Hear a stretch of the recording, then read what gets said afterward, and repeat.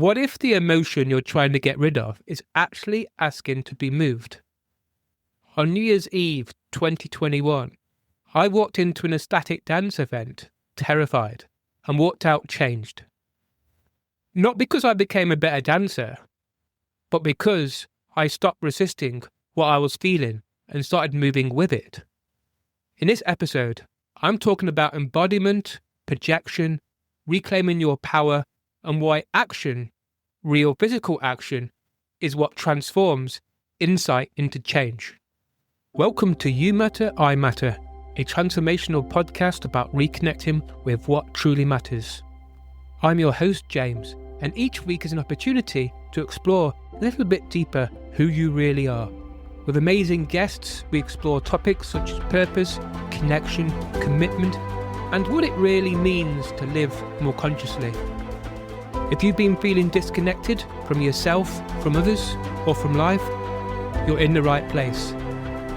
Join us on You Matter, I Matter. Now, let's begin.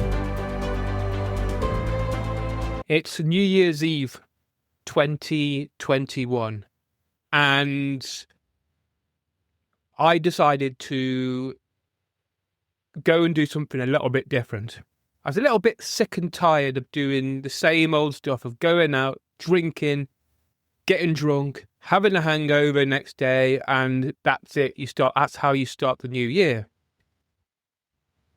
So I looked for an event where I could go by myself, I could dance, and I could be sober without being judged.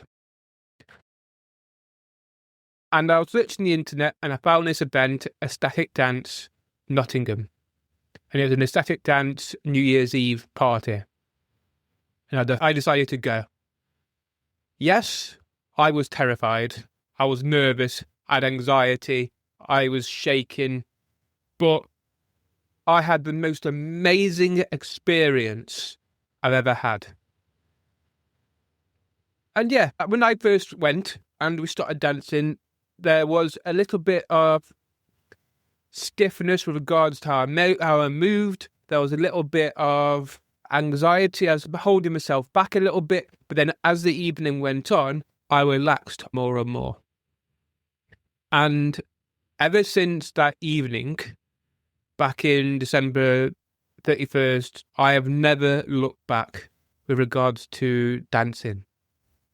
Since then, I went fortnightly to Nottingham to go and do a ecstatic dance. I've been to countless festivals and ecstatic dance retreats down in Dorset. I've also go to different places around the country to do the same sober raving, and I absolutely love it. I don't mind going by myself because I meet people there anyway, and a lot of people go by themselves as well. And it's just a really enjoyable experience.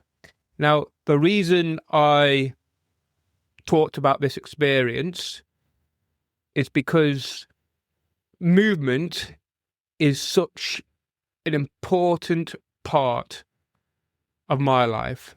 And I want to talk about how it can help you, not just with having fun, but it can be used to release anxiety, to release fear, to release any emotion that you may have stuck. And also why I'm there, I'm talking about dance, I want to talk about shaking as well. I've started to do some shaking, which is great for release. So dance. What I've come to realise over the last 4 or 5 years, is that quite often you can dance to the emotion that you're feeling. So if you're feeling anxiety, then you can dance with that anxiety. You can dance with the fear. You can dance with happiness. You can dance with fun. And it's a way of actually being able to release the emotion. What do I mean when I say I can dance with the emotion? For me personally, I say, for example, I'm going to a new place where I can do a sober rave, and I know nobody. I'm going to feel some anxiety, and I might even feel some fear. So for me, feeling anxiety or fear, I might feel the sensation in my body. For example, fear at this moment, I feel a little bit of fear in my chest space, and I feel some anxiety around my navel area, my belly button. So when I go and dance, I will focus on being in that area. For example, if I'm feeling fear in my chest, I'll allow myself to drop it from my head into my chest, and I will surrender how I move. So I allow my body to move how it wants to move while focusing on that fear. I remember going to a dance festival, and the DJ said that if you were struggling to dance to the music, then dance to the resistance to the music. So ever since then, I started to, whether I'm feeling happy, joyful, fearful, sadness, whatever it is, grief, then I allow myself to dance to that emotion. Because not only do you allow yourself to release some of that emotion, you also allow that emotion to be seen. Now, I've talked about it several times, how important it is for us to acknowledge and to accept our emotions. Doesn't mean that you have to live there, but when you acknowledge and surrender to kind of acknowledge and accept those emotions, you actually allow them emotions to be seen. And once those emotions are allowed to be seen, quite often they actually have a message for us to acknowledge. For example, the other day I was feeling guilty. And so the guilt told me to accept the truth to what I'm actually guilty about. And in that moment, I accepted that guilt and took action, whatever that action might be. So that might be going and telling that person, or it might be going and making amends, or it might be that I just allow myself to acknowledge that and to release that emotion. So it's so important to be able to acknowledge these emotions, and dance allows us to do this. So dance allows us to move and acknowledge these emotions, so that these emotions can feel acknowledged, accepted, and can be heard. And it doesn't have to just be dancing. You could do other things. You could do things like yoga, running. I also do CrossFit, which is a great way for movement. There's also things such as, obviously I said, shaking. There's lots of different ways you can move your body around to release whatever needs to be released. One thing I've noticed is that people get awestruck by rock stars and pop stars and footballers. And quite often, this is my own belief, that when you look up to somebody so much, and say, for example, you look up to a rock star and he has great charisma, he has a great energy, and you see this rock star or this pop star as a god or a goddess, and your energy, you almost worship them. And I think from my own perspective, I feel like people sometimes give their power away to these people. And really, there's this charisma or this energy or this elegance of these people they look up to that actually belong to themselves. But they see it in other people rather than see it inside themselves. And so it's bringing yourself back to, okay, I see elegance or charisma or energy in that person. Maybe I can start to accept that in myself. And so I noticed when I was dancing, quite often what I will notice is I will notice beautiful girls around me. And what I do is, if I become conscious that I'm seeing these beautiful girls, suddenly then, okay, now I can allow myself to see the beauty in myself. And then I can dance with that beauty and then see that beauty inside my own body. What I'm trying to say is that sometimes we look up to people, we worship them, and we almost allow ourselves to give our power away. So rather than always giving our power away, we bring our power back. We see these aspects of these people that we look up to in ourselves. So then we're able to worship ourselves. We're able to love ourselves on a whole new level. So it could be seeing a beautiful woman and then you see the beauty in yourself. Or it could be that you see this guy, this footballer, has amazing energy. And so you can see that energy in yourself and you can start to express that energy. You can start to see it in yourself when you're doing like running, or see it yourself when you are out and about around town or going and chatting to people. It could be charisma, it could be confidence. You might see a professional speaker on stage and think, he is such a confident man. So then you look at yourself and say, okay, where do I see confidence in myself? And where can I start to build that confidence so that I can start to really hone in my own abilities? The key point I want to make from this is that we have every ability, attribute, whatever you want to call it, inside us. And so it's not about telling ourselves that we're not confident or we're not worthy or I don't have charisma or energy, because we have those things. Some things come easier to us than other things, but then some things require a lot more work in order to progress. And obviously I was just mentioning using pop stars, rock stars, footballers, professional speakers as an example, that in order for us to see parts of ourselves that we might not acknowledge is by looking at others and how we see them, and then bringing that back to ourselves and asking ourselves, how can I hone in this skill? To say, for example, again, let's use confidence. You notice somebody's really confident, but then you kind of acknowledge that you see that in yourself. What steps can you take in order to start to build that confidence? How can you start to create a little bit more charisma? How can you start to create that idea of more energy? Whether that's healthy eating, or it could be that you start doing fitness classes, or you just start to acknowledge that you have more energy and you start going for a run. And these things, some things come easily, as I said. Other things don't. And the things that perhaps don't come easily to us, that we have to work on, it's not going to be a straight line. We're going to have times where we have massive breakthroughs, and we're going to have times when things don't quite go to plan. But actually, the times that don't go to plan are where we can learn the most.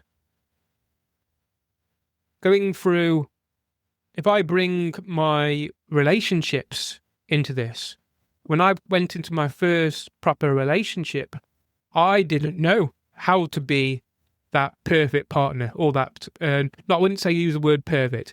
I didn't know how to be a great partner. But with time and energy, I was able to build on that. And then each relationship, I have built and built and built upon that until I'm here right this moment. And it's taken me 10 years, and I've had breakthroughs, and I've had times where I've kind of failed. But the failure didn't stop me. The failure allowed me to hone in what I needed to work on so that I can strengthen it. And so it's understanding that some of these attributes might not come straight away. They might require work. They might require failures. They might require, and when I say failures, I don't mean as in I failed, that's it. I mean as in I failed. Okay, so now how can I step up and move it to the next level? And it's in those moments where we can learn the most. If we know what we want to build on or strengthen or kind of expand, then it requires our ability to take action. We can have this idea in our head, But unless we put physical action steps in place and take the action, we very rarely get to the end goal. So it's about knowing what we want to strengthen, what we want to build, and then taking the action, the necessary action, in order to build it.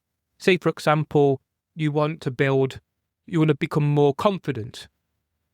So then you think to yourself, okay, how can I start to become more confident? What do you want to become more confident in? Do you want to become more confident as a professional speaker or speaking in public?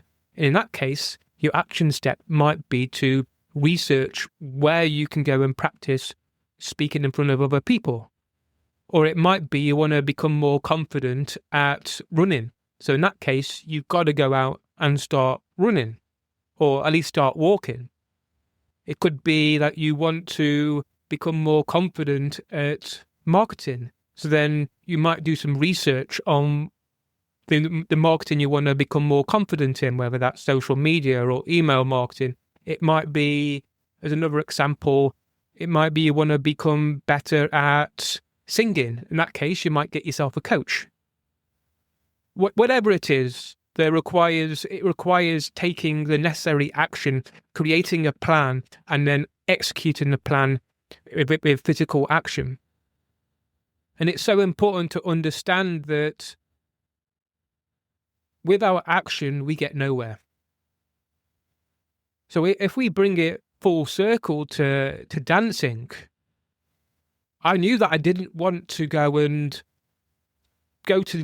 out for a night, get drunk, and then come back and have a hangover next day. So I researched where I can find dance events where I can stay sober, I can meet new people, and I'm not going to be judged. And I found ecstatic dance, which then required me to take the action to book the ticket and then go. And then obviously after I went for the first time, I'd go again and again and again. And that's where my strength of being able to dance sober, but also being able to get more into the body, acknowledge emotions. Dance allowed me to really hone in, feeling into the body, becoming embodied. For me, dance is that embodiment. Whereas other people might see other things as yoga, shaking, that kind of thing. With regards to public speaking, that's the reason I mentioned public speaking, is because, again, for me to be able to speak in front of an audience, I had to go and do it. So I joined Toastmasters. I researched where I can do it, found Toastmasters, went to Toastmasters. Another example, podcast. If I might have this, in fact, I had this idea of running a podcast for many, many years. And eventually I took the action of taking the steps. And it was only when I took the action of actually researching what I needed to do, finding guests, interviewing guests, and then uploading it that I started to create the podcast.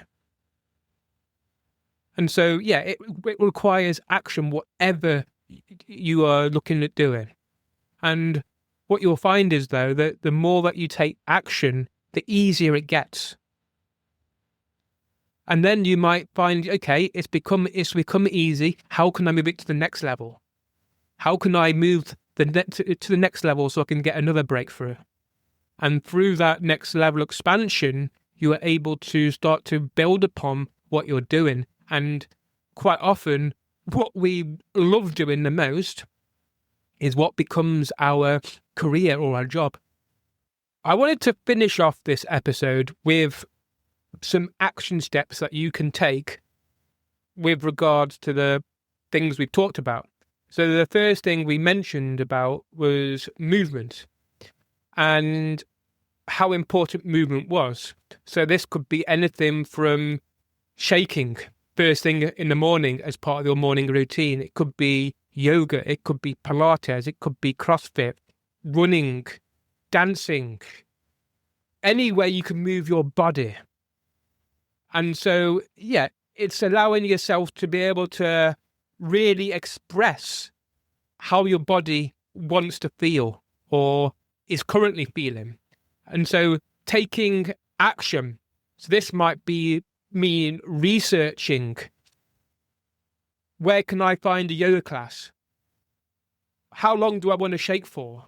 How can I find a CrossFit class? What can I add in a morning routine for movement? How can I stretch first thing in the morning? These are the questions you need to ask yourself in regards to how movement can be part of your everyday life, everyday routine. Another thing we mentioned was about seeing parts of ourselves in others. So say, for example, we're talking about rock stars, footballers, speakers. So it's about becoming conscious when you go out. How do you see other people? Do you see other people as a light? And can you allow that light inside yourself to shine? And so once we are able to identify different aspects of ourselves in others, what can we do to start to take action so that we can start to improve these attributes or qualities in ourselves? This might mean, if you say, for example, you want to build some more confidence in yourself, what kind of things do you want to be confident in? Where do you want to be confident? And then it's about creating a plan. So if you wanted to be confident playing football, where can you start to practice football more often? Can you go to with friends and play football at a park? Can you go and play for a team? And can you find somewhere you can go and find some coaching? And so I just wanted to hone in on this and how things like movement, in fact, we talked about movement all the way through. And so how movement is so important, how knowing qualities in others is so important in ourselves, how we can move through these qualities, how we can start to express these qualities so that others can see this in ourselves, so that we can become a light for others to see. And so I want to end it there. And thank you for listening. If there's anything that you feel other people should hear, spread the word. Because the more that this episode or this podcast gets out, the more people listen to it, the more that I can help people to be their best. Thank you for listening. If something in today's conversation resonated, take a moment to sit with it. And if you feel called, share this episode with someone who might need it too. You Matter, I Matter is a growing space. And if you'd like to stay connected, you're welcome to follow or subscribe wherever you're listening. It really helps this work to reach people it's meant for. These conversations matter. You matter, I matter. Until next time, take care of yourself and the relationships in your life.